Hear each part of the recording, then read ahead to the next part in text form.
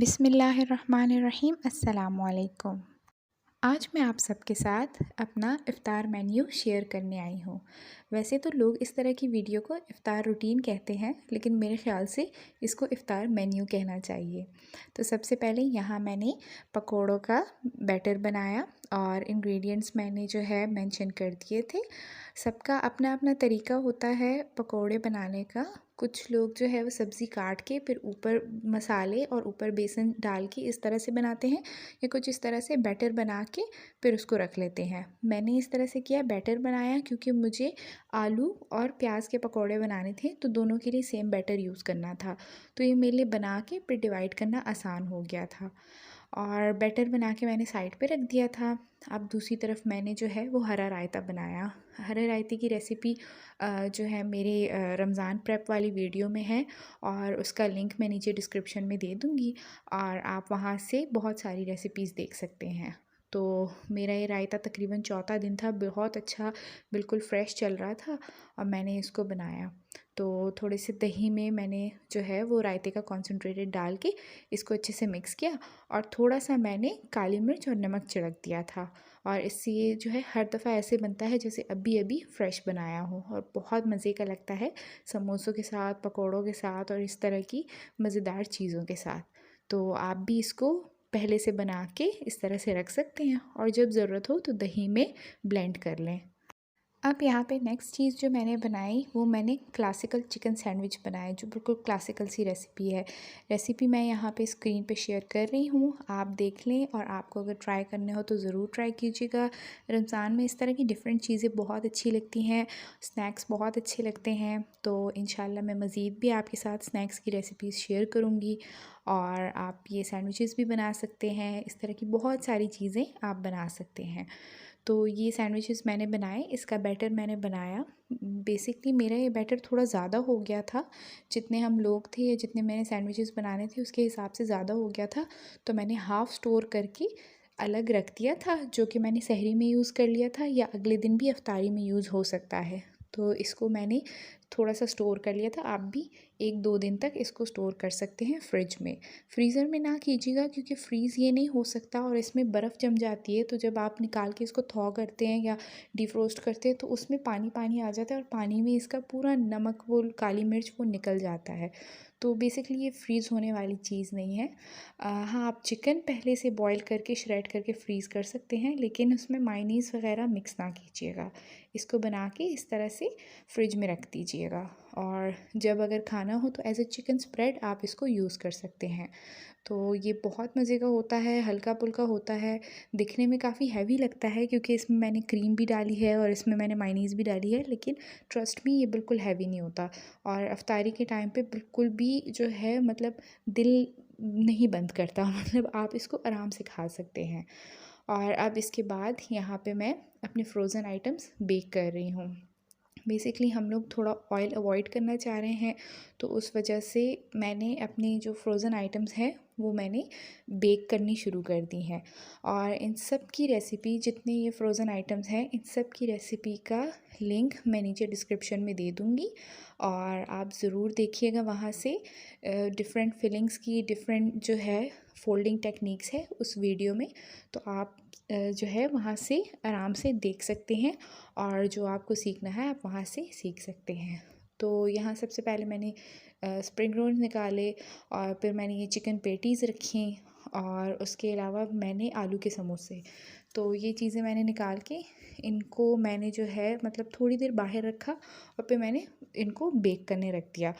اور یہ spring rules ہیں، یہ چکن پیٹیز ہیں، اور یہ آلو کے سموسے ہیں، اور اس کے اوپر ہلکا سا آئل آپ برش کر لیں، اس سے یہ ہوتا ہے کہ شائن آ جاتی ہے ایک، اور اگر نہ بھی کرنا چاہے تو کوئی ایشو نہیں ہے، لیکن اس سے یہ شائن آ جاتی ہے، اور بہت زیادہ روکھے نہیں ہوتے۔ بیکنگ کے ٹائم پہ بہت روکھے ہو جاتے ہیں، بہت ڈرائی ہو جاتے، لیکن ہلکا سا آئل کا برش لگانے سے بالکل بھی ڈرائی نہیں ہوتے، اور یہ تقریباً 15 سے 20 منٹ میں بیک ہو جاتے ہیں، بہت آرام سے 200 ڈگری سینٹی گریڈ پہ۔ اور اب یہاں میں نے پیزا کرسٹ بھی بنائی ہے، اس کی ریسیپی بھی آپ کو اسی ویڈیو میں مل جائے گی، اور یہاں پہ میں بیسکلی پیزا کرسٹ کو کیسے یوز کرتی ہوں. اب ضروری نہیں کہ ہمارے پاس گھر میں ہر ٹائم موزریلا چیز موجود ہو یا پھر ہر ٹائم ہمارے پاس چکن اور یہ ساری چیزیں ہوں. ہم اس کا الگ الگ طریقے سے بھی استعمال کر سکتے ہیں. تو پہلے میں نے اس کے اوپر ایک وہ ٹرائنگولر چیز لگائی. آپ کوئی بھی چیز لگا سکتے ہیں، بے شک کہیں تو مائونیز لگا سکتے ہیں، اس کے اوپر الگ سی ٹاپنگ کر سکتے ہیں. یہاں میں نے کیوب والی چیز لگا کے سلائس والی تقریباً میں نے 2 یا 3 چیزز جو ہے اس سے شریڈ کر کے ڈال دی تھی. اور اب میں نے ان پہ اولیوز ڈالے. بیسکلی یہ میں نے اولیوز اور چیز کا ایک جو ہے وہ پیسٹری ٹائپ فطائر کہہ لیں، جیسے عرب کنٹریز میں اس کو فطائر کہتے ہیں، اور ٹرکش سائڈ پہ اور اس طرح کے عربک کوزین میں یہ بہت کھایا جاتا ہے. تو میں نے اس کو ایز اے فطائر بنا لیا، اور پیسٹری ٹائپ ہوتی ہے وہ ایک. اور ایک کو میں نے چیز اور اولیو کر دیا، اور دوسرے کو اب میں میٹھے سائڈ پہ کر رہی ہوں. اس کو میں نے جو ہے چیز اینڈ ہنی کا بنا لیا. ٹرسٹ می بہت مزے کا ہوتا ہے. یہاں پہ یہ بہت فیمس ہے، عرب کنٹریز میں یہ بکتا ہے اور بہت شوق سے لوگ کھاتے ہیں. آپ چاہیں تو کریم چیز کا بھی استعمال کر سکتے ہیں، موزریلا کا بھی استعمال کر سکتے ہیں، یا اسی طرح جو نارمل چیزز میں یوز کر رہی ہوں آپ اس کا بھی استعمال کر سکتے ہیں.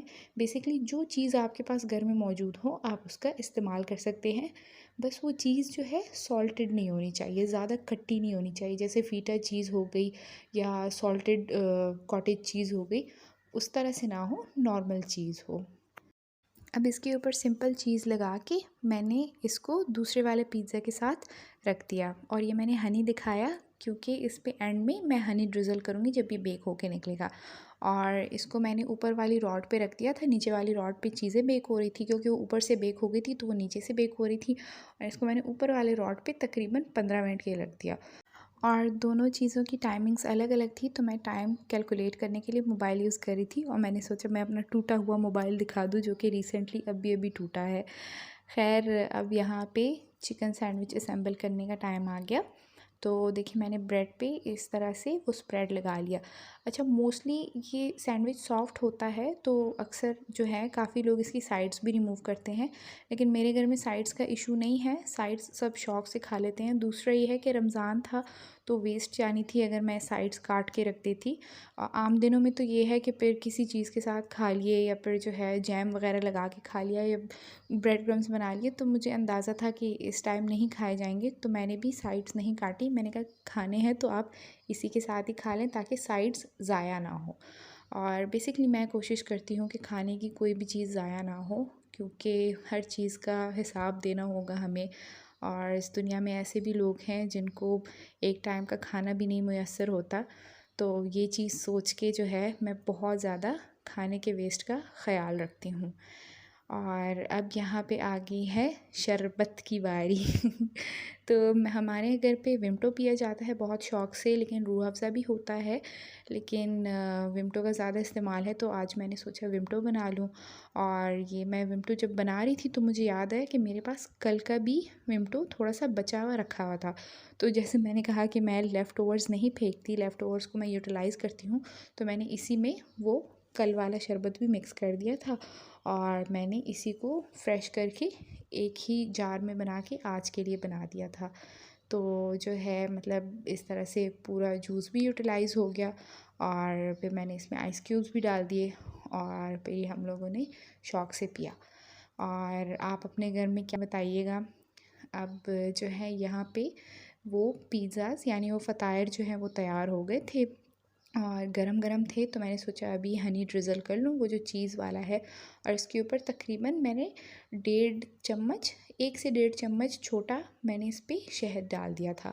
آپ بھی یہ ضرور ٹرائی کیجیے گا، بہت مزے کا ہوتا ہے. اگر کسی کو ویئرڈ لگ رہا ہے کہ ایسا کیا ہے کہ چیز کے ساتھ کون شہد کھاتا ہے یا یہ سویٹ اور سیوری ہو جائے گا، لیکن یہ ٹرسٹ می بہت مزے کا ہوتا ہے. اب یہاں پہ میں کوشش کر کے چیزیں پیک کر کے رکھ رہی ہوں کیونکہ کچھ چیزیں جلدی بن گئی تھیں، کچھ لیٹ بنی تھیں، تو سب کو میں نے پیک کر کے رکھ دی. اور پھر انہی پیک چیزوں کو میں بعد میں اپنے دسترخوان پہ سجا دیتی ہوں. اور اچھا ہے کیونکہ موسم بھی چینج ہو رہا ہے، مچھر مکھیاں بھی بہت ہے، تو تھوڑا کھانے کو کور کر کے رکھنا چاہیے. اب یہاں پہ آتی ہے پکوڑوں کی باری. یہ تو ہماری کلاسیکل چیز ہے اور اس کے بغیر تو افطاری ہوتی ہی نہیں ہے. تو سب سے پہلے میں نے آلو کے پکوڑے بنائے۔ اچھا، میں کیا کرتی ہوں کہ ایک برتن میں الگ آلو لے کے اس کے اوپر جو بیٹر میں نے بیسن کا بنایا وہ چمچ کے ذریعے اوپر تھوڑا سا ڈال دیتی ہوں۔ سارے بیٹر کے اندر میں آلو نہیں ڈالتی کیونکہ سبزی اپنا پانی چھوڑتی ہے، اور وہ بیٹر جب ہم ایک بیچ فرائی کرتے ہیں دوسرا بیچ تک جب ٹائم آتا ہے تو بیٹر بہت پتلا ہو جاتا ہے، اور وہ جو ہے بہت زیادہ پھر وہ والا بیٹر ایک تو آلو اور پیاز پہ صحیح چپکتا نہیں ہے، دوسرا یہ ہے وہ پانی بہت زیادہ پھر چھوڑ دیتا ہے اور وہ آئل بہت زیادہ پی لیتا ہے۔ تو میں الگ الگ کٹوری میں بیسن آلو مکس کر کے ہر دفعہ فریش بیچ بنا کے مکس کر کے فرائی کرتی ہوں۔ تو یہاں پہ جو ہے مزیدار سے پکوڑے جو ہے فرائی ہو رہے ہیں، اور رمضان میں ہم جتنا بھی آئل اوائڈ کرنے کی کوشش کریں، پکوڑے جو ہیں وہ آئل ضرور ہمیں یوٹیلائز کرواتے ہیں۔ خیر کیا کہہ سکتے ہیں، اب باقی چیزوں میں شکر ہے آئل تھوڑا کم یوز ہو رہا ہے میرے گھر پہ، جیسے میں چیزیں بیک کر رہی ہوں، لیکن اس کا ابھی تک مجھے کوئی طریقہ نہیں ملا، اور انفارچونیٹلی میرا ایئر فرائر بھی خراب ہو گیا ہے، تو اس کے بعد سے میں نے دوسرا لینے کی یا اس کو ریپیئر کرنے کی زحمت نہیں کی، ورنہ ایئر فرائر میں بھی میں نے سنا ہے کہ پکوڑے اچھے بنتے ہیں۔ میں نے کبھی ٹرائی نہیں کیے، ادھر ادھر کی چیزیں ٹرائی کی ہیں، لیکن پکوڑے میں نے نہیں ٹرائی کیے۔ اب یہاں پہ سمپل اسی بیٹر میں جو بیٹر میں نے شروع میں دکھایا تھا اس میں پہلے میں نے آلو فرائی کر لی، اور اسی میں ہی میں نے پیاز فرائی کر لیے، اور دیکھیں مزیدار سے اب یہ بھی جو ہے براؤن ہو کے اور اچھا سا کلر پکڑ کے یہ فرائی ہو جاتے ہیں۔ اور یہاں پہ مجھے بہت جلدی تھی کیونکہ ٹائم کم رہ گیا تھا، اور میں بہت جلدی ہاتھ چلا رہی تھی، تو یہاں پہ پیاز والے پکوڑے بھی آلموسٹ فرائی ہو گئے ہیں، اور یہ بھی پھر ہم نے رائتہ کے ساتھ کھائے، جو ہرا رائتہ تھا اس کے ساتھ ہم نے انجوائے کیے۔ اب یہاں پہ میں نے پکوڑوں کو ڈش آؤٹ کر دیا، اور دوسری طرف میں نے جو چیزیں بیک ہو گئی تھی میں نے ان کو ایک ڈش میں سجانے کی کوشش کی، اور اس ٹائم پہ اتنی جلدی ہو گئی تھی کہ مجھ سے چیزیں سیٹ نہیں ہو پا رہی تھی، اور یہ دیکھیں تھوڑا سا جل بھی گیا تھا، تو مجھ سے چیزیں سیٹ نہیں ہو پا رہی تھی، تو میں بس ٹیڑھا میڑھا کر کے مجھے فوراً ٹیبل لگانی تھی، اور ٹیبل پہ جلدی سامان پہنچانا تھا۔ اسٹریس ہوتا ہے کہ دعا کا ٹائم ملے اور ذکر کا ٹائم ملے، تو پھر اسی لیے جلدی۔ اب یہاں میں چیزوں کو جو ہے اسمبل کر رہی ہوں۔ میں نے پکوڑے رکھے، وہ میں نے فطائر جو پیزاز تھے وہ رکھے، سینڈوچز رکھے، اور یہ جو باقی بیکڈ ہوئی ہوئی چیزیں تھیں، اور پھر یہاں پہ میں شاید شربت لے آئی تھی، جی میں یہاں پہ شربت لے آئی، مگز لے آئی، اور جو چیزیں میں جا رہی تھی کچن میں مجھے نظر آ رہی تھی، اور میں بھاگ کے لے کے آ رہی تھی۔ اور یہاں پہ آج میں نے کھجوریں جو ہیں میں نے بالکل سمپل رکھی ہیں، لیکن انشاءاللہ میں آپ کو کبھی نٹس اینڈ کوکونٹ والی کھجوریں بھی بنانا سکھاؤں گی۔ ابھی تو رمضان سٹارٹ ہوا ہے، تو انشاءاللہ میں ڈفرینٹ ریسیپیز آپ سے شیئر کروں گی۔ اور یہ میرا رمضان کا چھوٹا سا کیوٹ سا بینر ہے رمضان مبارک کا۔ بیسکلی رمضان، عید، یہی ہماری خوشیاں ہوتی ہیں۔ باہر کے ملک میں جو لوگ رہتے ہیں ان کے لیے یہی بہت بڑی خوشیاں ہوتی ہیں۔ پاکستان میں تو ہمارے اپنے ہوتے ہیں، پرائے ہوتے ہیں، ان کی خوشیوں میں شامل ہونے کا موقع ملتا ہے۔ یہاں پہ سب کچھ ہمیں خود ہی بنانا پڑتا ہے، پھر بھی اللہ کا ہر حال میں بہت شکر ہے، الحمدللہ۔ اور یہ پہلے عشرے کی دعا میں نے سوچا شیئر کر لوں، کوئی اگر پڑھ لے گا تو انشاءاللہ ثواب ملے گا۔ اور یہ میرا دسترخوان ہے، یہاں پہ میں سب کچھ سیٹ کر کے پھر میں باہر صحن میں جا کے کھڑی ہو گئی تھی، اور میں اذان کا انتظار کر رہی تھی، اور کبھی کبھار اذان کی آواز اندر تک نہیں آتی، اور یہ میرا ٹوٹا ہوا سیل فون، اس کو دیکھ کے مجھے دکھ بھی ہو رہا ہے اور ہنسی بھی آ رہی ہے۔ خیر اذان کی آواز اندر تک نہیں آتی تو باہر کھڑے ہونا پڑتا ہے۔ اور یہاں میں چاند دیکھ کے اندازہ لگا رہی تھی کہ یہ کتنے دنوں کا چاند ہے۔ ویسے یہاں پہ روزہ تو چوتھا ہے، اور جو ہے اس کو دیکھ کے میں وہ اندازہ لگا رہی تھی کہ کہیں ہم نے غلط روزے تو نہیں شروع کر دیے۔ خیر گورنمنٹ کو فالو کرنا ہوتا ہے، گورنمنٹ کے جو رولز ہوتے ہیں، کیونکہ میجورٹیز اتھارٹی جیسے سب رکھیں گے روزے ویسے ہم بھی رکھیں گے، اور بس یہ ہے کہ اللہ کا ہر حال میں شکر ادا کرنا چاہیے۔ الحمدللہ الحمدللہ الحمدللہ۔ آپ کے گھر میں، آپ کے دسترخوان پہ جو بھی کچھ موجود ہے اس کو دیکھ کے اللہ کا لاکھ شکر ادا کرنا چاہیے، کیونکہ انہی نعمتوں کا شکر ادا کرتے کرتے اللہ تعالی ہمیں اور نعمتوں سے نوازیں گے، اور مایوس ہونا جو ہے وہ ہوتا ہے، انسان کی فطرت میں آتا ہے، لیکن مایوسی کو زیادہ اپنے اوپر حاوی نہیں کرنا چاہیے، کیونکہ مایوسی سے پھر ہماری پرسنالٹی پہ بھی ویسا ہی اثر پڑتا ہے۔ بہت سارے لوگ ہیں جو بہت ساری چیزوں سے گزر چکے ہوتے ہیں، کبھی لائف اچھی نہیں ہوتی، کبھی اپس اینڈ ڈاؤنز آتے رہتے ہیں، لیکن ہر کوئی نہیں شو کرتا۔ ہر انسان کی اپنی تکلیف ہے، ہر انسان کی اپنی ایک جنگ ہے۔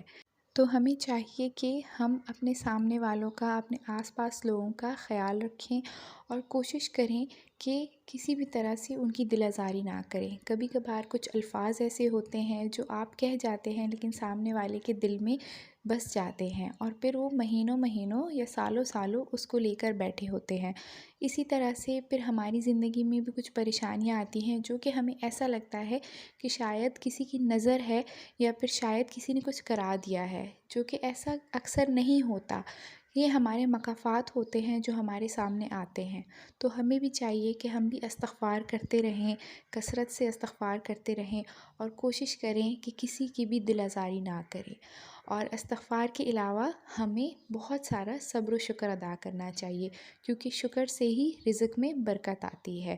ہر حال میں اللہ کا شکر ادا کریں اور کثرت سے استغفار کریں۔ تو مجھے اپنی دعاؤں میں یاد رکھیے گا۔ امید ہے آج کی ویڈیو آپ کو پسند آئی ہوگی۔ جزاک اللہ، شکریہ۔